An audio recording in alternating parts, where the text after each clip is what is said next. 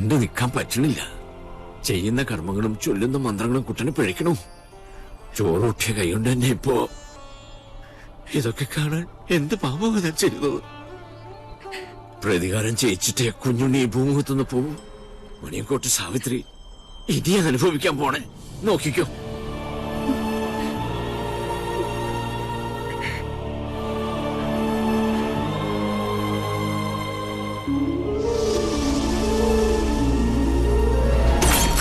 ഒരു പട്ടാഴി മാധവൻ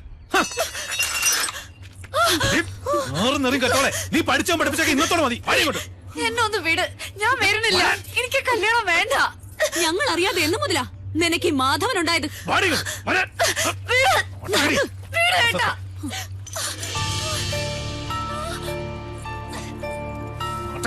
നിന്റെ ഒരു ആരാധനാമൂർത്തി. അച്ഛാ, ഞാൻ മിണ്ടരുത്. നീ ഏത് നമ്പൂരിയുടെ ഭാര്യയാകണമെന്ന് ഞാൻ തീരുമാനിച്ചിട്ടുണ്ട്. അതല്ലാതെ ഏത് കാമദേവൻ വന്ന് എന്റെ കാൽ കീഴി കിഴിവെച്ച് സാഷ്ടാംഗം പ്രണമിച്ചാലും വിട്ടുകൊടുക്കില്ല കുത്തൻ. ഈ ടീച്ചറിനെ തിരിച്ചു വരില്ല എന്ന് പറഞ്ഞേക്ക്. തടയാൻ ധൈര്യം ഉണ്ടെങ്കിൽ വരാൻ പറ പട്ടാഴി മാധവനോട്. Hello sir.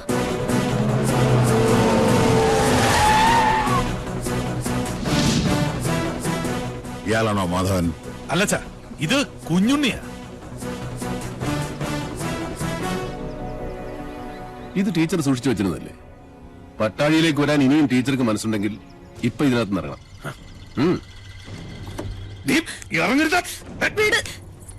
ധൈര്യമായിട്ട് വന്ന് കയറ്. കുഞ്ഞുണ്ണി കൊണ്ടുപോകും ടീച്ചറെ. ഒരുത്തനും നമ്മളെ തടയില്ല. നീ ഇവിടെ കൊണ്ടുപോകുന്നൊന്ന് കാണട്ടെ. ഈ കൂത്ത് നിന്റെ അമ്മയുടെ കൂത്തമ്പലത്തിൽ വെച്ചാൽ മതിട്ടോ മണിയൻകൊട്ട പോത്തെ. അവനവന്റെ പ്രായത്തിനും ആരോഗ്യത്തിനും ചേരുന്ന അലർച്ച മതി. ഇനി അലറിയാൽ മൂത്ത് നരച്ചെന്നൊന്നും ഞാൻ നോക്കൂല. അടിച്ച് മടക്കി പോത്തുണ്ടി ഡാമിൽ എറിയും. വാസോ, അടിച്ച് കൊല്ലടാ രണ്ടരയും. എന്താടാ?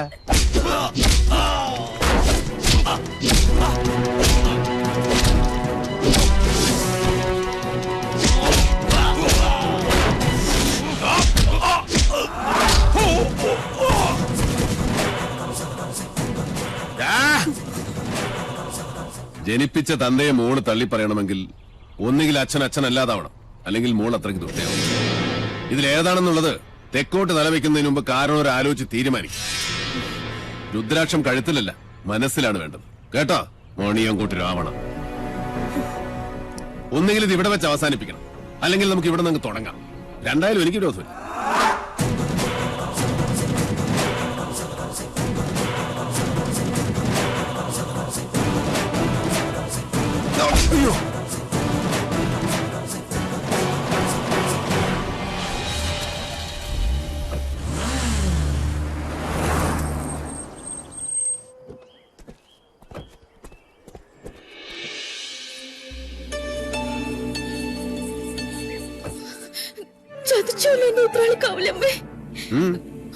അതാരാ കുഞ്ഞുണ്ണിയുടെ കൂടെ? മനസ്സിലാവണില്ല. അതാണ് ആത്തേമ്മ. ചെന്ന് വേഗം പെർഫോമൻസ് തുടങ്ങിക്കോ. ആരാണാവോ? അമ്മേ. ഹായ്, എന്താ അത്? കുട്ടി ഏതാ? അമ്മ എന്നെ ശപിക്കരുത്. പാർവതി, ഈ കുട്ടി ഏതാ? എനിക്കറിയില്ല, ഞാൻ കണ്ടിട്ടുമില്ല. ഈ കാണാലോ, അമ്മയ്ക്കും ചിറ്റശിക്കും ഇനി കണ്ണ് നിറയെ കാണാം. ഇത് മിത്ര നമ്പൂതിരി, നമ്മുടെ ഇവിടുത്തെ സംസ്കൃത കോളേജിലെ ടീച്ചറാ. പഠിച്ചത് ഇവിടെ തന്നെ. ആദ്യമേടെ അനുഗ്രഹം വാങ്ങിക്കാൻ വന്നതായിരിക്കും. നന്നായി വരൂ കേട്ടോ. ഏതാ ഇല്ലം? അത് മണിയാമ്പള്ളി. മണിയാമ്പള്ളി മണിയാമ്പള്ളി കേട്ടിട്ടില്ലേ? മണിയാമ്പള്ളി ഇല്ലം കേട്ടിട്ടില്ലേ? മണിയാമ്പള്ളി ഇല്ല. ഇപ്പൊ കേട്ടല്ലോ. ഇനി മനസ്സ് തുറന്നങ്ങോട്ട് അനുഗ്രഹിക്കുക. എന്നിട്ട് അമ്മയുടെ അരയിലിരിക്കുന്ന ആ താക്കോൽക്കൂട്ട് എടുത്ത് ടീച്ചറെ ഏൽപ്പിക്കുക. ഈ നിൽക്കുന്നതേ അമ്മയുടെ പുത്രവധുവാ. എന്താ? ബോംബ് പൊട്ടി. ഇനി മുതൽ ടീച്ചറാ ഇവിടുത്തെ ആത്തേമ്മ. ശിവ ശിവ, എന്തായി കാണുന്നത്? എടാ, എന്ത് തോന്നിയാസം കേട്ടാന്നായോ നിനക്ക്? കിരാവൻ ഇല്ലത്തിന്റെ അന്തസ് കെടുത്തിയില്ലോ നീ. ഞാൻ കിരാതനും കാട്ടാളിനും ഒക്കെയാ സമ്മതിച്ചു. പക്ഷേ ഇത് എന്റെ വധുവല്ല. പിന്നെ ഇത് അമ്മയുടെ മൂത്ത മകന്റെ വേളിയാ. പ്രൊഫസർ പട്ടാഴി മാധവൻ നമ്പൂതിരിയുടെ സഹധർമ്മിണി. എന്നാ ആർക്കൊന്നും മനസ്സിലായില്ലേ? ശിവ ശിവ ചോദിച്ചു നോക്കൂ. ഇവൻ പറയണതൊക്കെ നേരാ? അതെ. മാധവ, മാധവ കേശവ. വൈകിപ്പോയി. ഇനി വിചാരണ വിളിച്ചോദ്യമൊന്നും വേണ്ട. വേണം. അവന്റെ മനസ്സറിയണോ എനിക്ക്? അറിഞ്ഞു. ദുരഭിമാനം വാതുറക്കില്ല, പക്ഷെ വാത്സല്യം മനസ്സ് തുറക്കും. കുഞ്ഞുണ്ണിക്ക് അത് കേൾക്കാം. അതേ കുഞ്ഞുണ്ണി കേൾക്കൂ. ഈശ്വര, പാർവതി ഒന്ന് കിടക്കണം. അയ്യോ, അയ്യോ ഫാത്തിമ. ഉത്തരം മുട്ടുമ്പോ അമ്മയ്ക്ക് സ്ഥിരമായിട്ടുണ്ടാകുന്ന ഒരു ബോധക്ഷയാ. അതിന് മരുന്നില്ല. ടീച്ചർ മുകളിലേക്ക് വെക്കുള്ളൂ. പാണിഗ്രഹണ മന്ത്രം ചൊല്ലി ഒരാൾ മാളികപ്പുറത്ത് കാത്തിരിപ്പുണ്ട്. കുറച്ച് ദിവസമായി. പിന്നെ ഈ സ്നേഹം എന്ന് പറയുന്നത് ഒരു അനുഭൂതിയാ, തരുന്നയാൾക്കും കിട്ടുന്നയാൾക്കും. അല്ലാതെ മനസ്സിന്റെ ഉള്ളറകളിൽ ബീജാക്ഷര മന്ത്രം പോലെ രഹസ്യമായിട്ട് സൂക്ഷിക്കാനുള്ളതല്ല. അനുജന്റെ ഉപദേശം ഞാനിക്കിഷ്ടാവില്ല. അതുകൊണ്ട് ടീച്ചറുടെ തലയുടെ മന്ത്രത്തിൽ ഇതൂടെ ചേർത്തൊന്ന് ഓതി കൊടുത്തു നോക്ക്. ചിലപ്പോ ഗുണമുണ്ടാവും.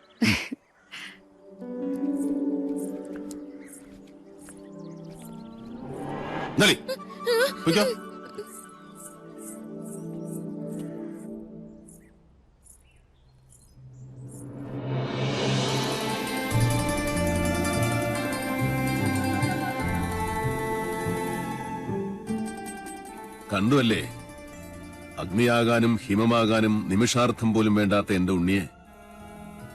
പട്ടാഴിയിൽ ഒരു സ്നേഹപ്പാലാഴിയുണ്ടെന്ന് പറഞ്ഞപ്പോ താൻ വിചാരിച്ചു കാണില്ല അതിത്രയും ചൂടുള്ളൊരു ചെങ്കടലായിരിക്കുമെന്ന്.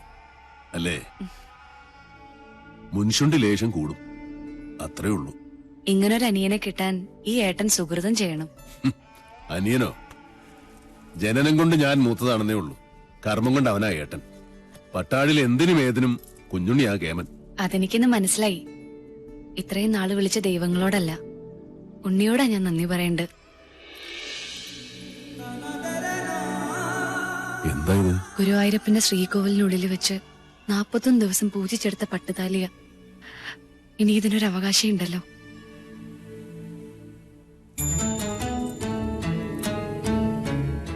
എന്താ ഇയാൾ ഉദ്ദേശിക്കണേ? എന്റെ കഴുത്തിൽ ഈ ചരട് കെട്ടിത്തരണം. ഇപ്പോ ഈ നിമിഷം. കൊള്ളാം. കൊട്ടും കുരവയും അഗ്നിസാക്ഷിയുമില്ലാതൊരു വേളി. നടക്കട്ടെ, അതാവും യോഗം. എന്നാലും 1000 കർഗഹോമങ്ങളുടെ ബലമുണ്ട് എന്റെ ഉണ്ണിയുടെ ആശീർവാദത്തിന്. അത് മതി, എനിക്കത് മതി.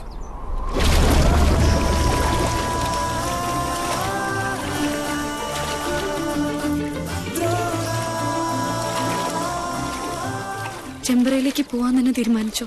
ഈ യാത്ര ഞാനായിട്ടല്ല, ഈശ്വരൻ നിശ്ചയിച്ചതാണ്. മാധവൻ പോയിരിക്കും. പടനിലത്തിന്റെ എതിർവശത്ത് നിന്റെ അച്ഛനും സഹോദരങ്ങളുമാണ്. നിനക്ക് കരയാം. ചെമ്പ്ര ഇനി ശ്മശാന ഭൂമിയാകാൻ അധികം കാലമില്ല. ഒരു താത്രിക്കും രക്ഷിക്കാൻ കഴിയില്ല ചെമ്പ്രയെ.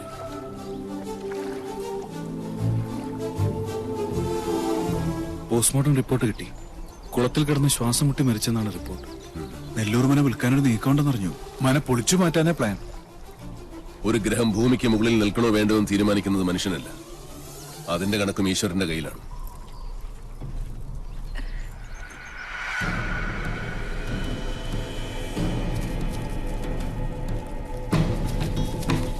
ഒന്ന് പെട്ടെന്നാവട്ടെ. നേരെ അങ്ങോട്ടിട്.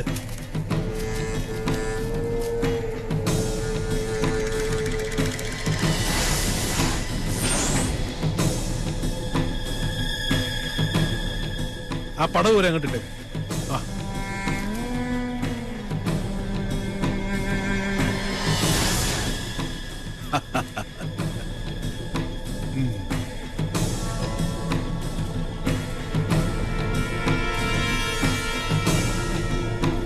ഇതോടെ നശിക്കട്ടെ ചെമ്പ്രയുടെ ദുഷ്കീർത്തി, ദുശകുനം. നിന്ന് കത്തട്ടെ. ദാ അസ്ഥിവാരം വരെ ചാമ്പലാവണം.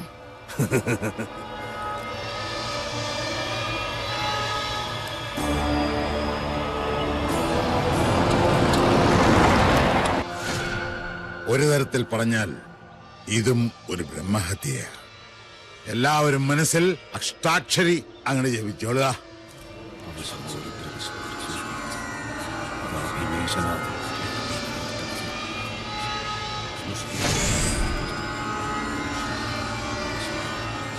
ഇനി ഒട്ടും അമാന്തം വേണ്ട. അതിനങ്ങിട്ട് അമർത്തുക.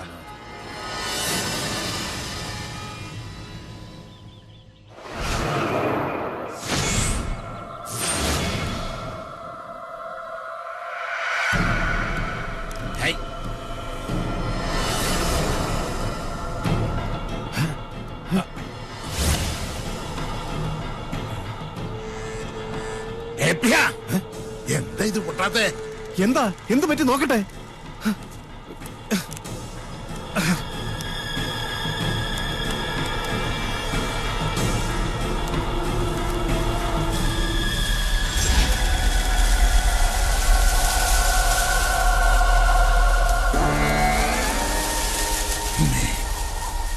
പൊറുക്കണം, മക്കളുടെ മൂഢത മാർപ്പാക്കണം. അത് ലൂസ് കോണ്ടാക്ട് ആയിരിക്കും. ഒന്നും ഞെക്കി നോക്ക്. ഒരക്ഷരം വേണ്ടി പോരുത്. മണ്ട ഗണേശൻ, കണ്ണു തുറന്ന് നോക്ക്. അന്തരീക്ഷത്തിന്റെ മട്ടും ഭാവവും മാറുന്ന കാണുന്നില്ലേ? എന്തോ വരാൻ പോകുന്നെന്ന് എന്റെ മനസ്സ് പറയുന്നു.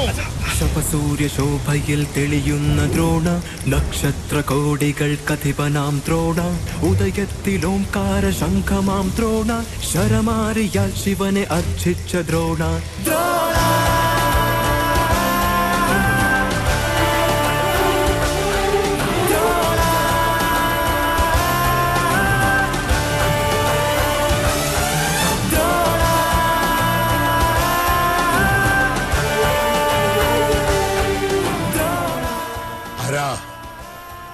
ഏതായി അവതാരം? 10 അവതാരങ്ങളും ആണുങ്ങളായിരുന്നു. ആണുങ്ങളെ കണ്ടിട്ടില്ലാത്ത മണിയങ്കോട്ടെ അച്ചിക്കോന്തന്മാർക്ക് പുരുഷ പ്രജകളെ കണ്ടാൽ കണ്ണിൽ ഇരുട്ട് കയർ പിച്ചും പേയും പറയും. മാധവൻ, പട്ടാഴി മാധവൻ. ഇയാളെന്തിനാ ഇങ്ങോട്ട് വന്ന? അച്ഛനും മക്കളും വെച്ച പടക്കൊന്തേ പൊട്ടിയില്ലേ? രാവിലെ ഇല്ലത്തുനിന്ന് ഇറങ്ങുമ്പോ നെല്ലൂർമനെ കാറ്റത്ത് ധൂളിയാക്കി പറത്തിക്കളയാമെന്ന് വ്യാമോഹിച്ചു അല്ലേ? എനിക്ക് നെല്ലൂർമനെ ഇതുപോലെ കാണണമെന്ന് മോഹമുണ്ടെങ്കിൽ അത് തടയാൻ മാത്രം പോന്നവരല്ല മണിയങ്കോട്ട മണ്ണുണ്ണികൾ. മാധവൻ, പട്ടാഴി മാധവൻ, പട്ടാഴി മാധവൻ നമ്പൂതിരി. ഭഗവാന്റെ തിടമ്പ് പോലെ ചൈതന്യമുള്ള പട്ടാഴി മാധവൻ എന്തിനാ തിടുക്കപ്പെട്ടിപ്പ് ഇങ്ങോട്ട് വന്നത്? മന വാങ്ങാനോ അതോ കുഞ്ഞുണ്ണിയുടെ കൊലേറ കാണാൻ?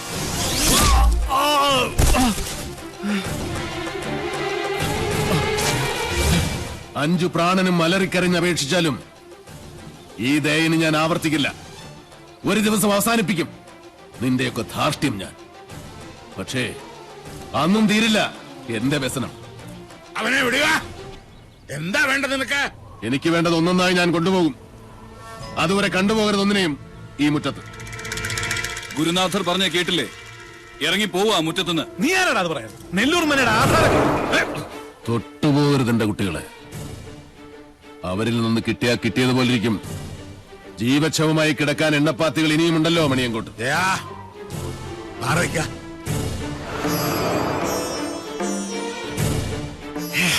ആധാരം കാണണോ?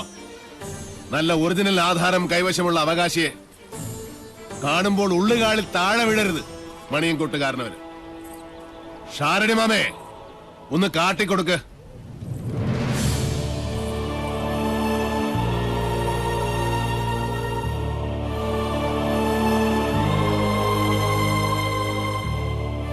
നെല്ലൂർ മനയുടെ അവകാശി തുളസിമണി. മനസ്സിലായില്ലേ? നെല്ലൂർ ഹരിനാരായണന്റെ ഒരേ ഒരു മകൾ.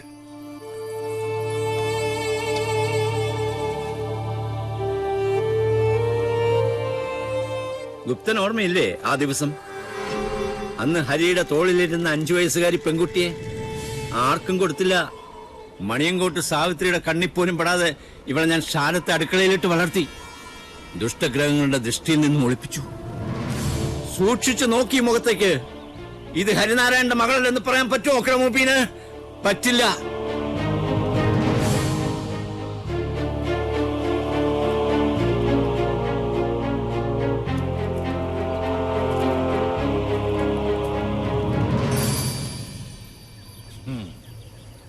പാവം ഈ ശാരൻ.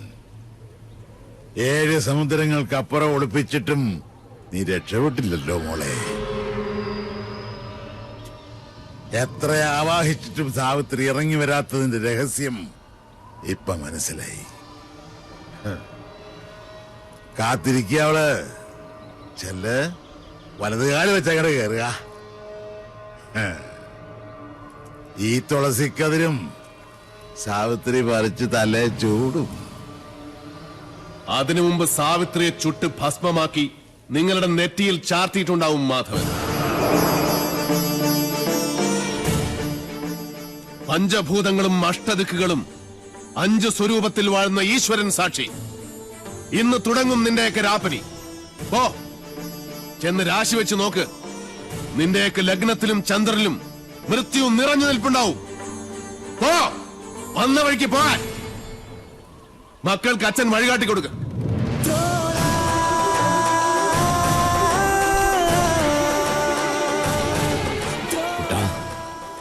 ആഴമറിയാത്ത ചുഴിയിലേക്ക് കാലെടുത്ത് വെച്ചു ഈ അച്ഛനും മകനും. ഇപ്പോ കുട്ടനും ഷാരടി മാമ മടങ്ങിക്കോളൂ. കുട്ടേട്ടൻ 4 ദിവസം കൊണ്ട് ഇതൊരു മനുഷ്യാലയമാക്കി ഞാൻ നിന്നെ ഏൽപ്പിക്കും. അതിന് സാധിച്ചാൽ മാത്രം പട്ടാഴിക്ക് മടങ്ങും. അല്ലെങ്കിൽ എനിക്ക് ചിത കൂട്ടാൻ കിഴക്കേ തൊടിയിലെ മാവ് പോലും വെട്ടരുതെന്ന് അമ്മയോട് പറയണം. ശവം പാഴ്വിറക് കൂട്ടി അതിലിട്ട് കത്തിച്ചു കളയണം.